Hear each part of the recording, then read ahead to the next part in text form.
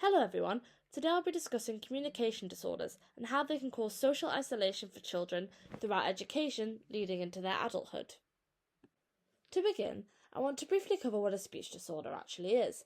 They can occur from any age and in general cause a person's inability to produce speech with ease.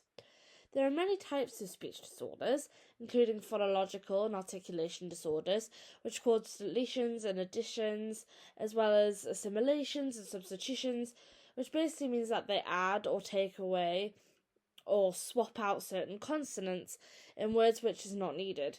For example, they may say stool instead of stool, taking away that T consonant. Childhood apraxia of speech and dysarthria are motor speech disorders, which basically means that they struggle to make these sounds as they cannot control their articulators such as the tongue or the jaw, which are necessary to do so. So who can they affect? The answer is everyone. If we look at the chart, we can see that they can affect babies, children, adolescents, adults and elderly. That's why it's important to be aware of what these disabilities are and how they can not just physically but also mentally affect people who struggle with some sort of speech disorder. It's no secret that bullying is a constant problem in schools. Speech sound disorders can cause a sense of loneliness and shyness and dependency, which could overall affect a child's inability to make friends, which for most people is an essential part of childhood. Embarrassment may also arise if the student struggles with certain assessments that their classmates can do pretty easily, such as presentations. This can include the oral presentations in modern foreign language exams such as French or Spanish.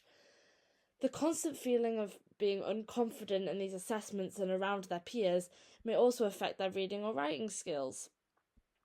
Overall, there are many reasons why we should support these children in the communication progress, but also when it comes to their mental health. After all, there could be long-term effects of social isolation that could follow them into their adulthood.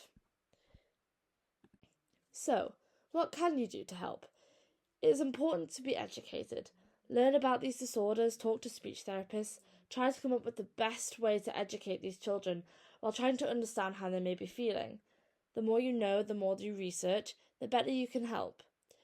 Remember to be patient.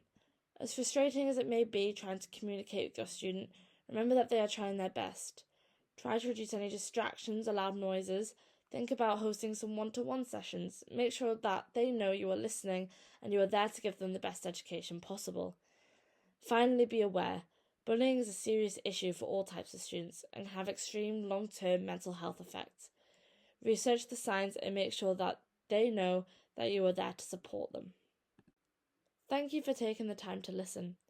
Remember, be educated, be patient, be aware. No matter if you're a teacher, parent, cleaning staff, no matter what your role is in education, you can make a difference. Let's spread awareness about speech sound disorders and how they're affecting young lives. We could help thousands of children across the world by making them feel seen and heard. Do your research, look for the signs, and help these children one education at a time.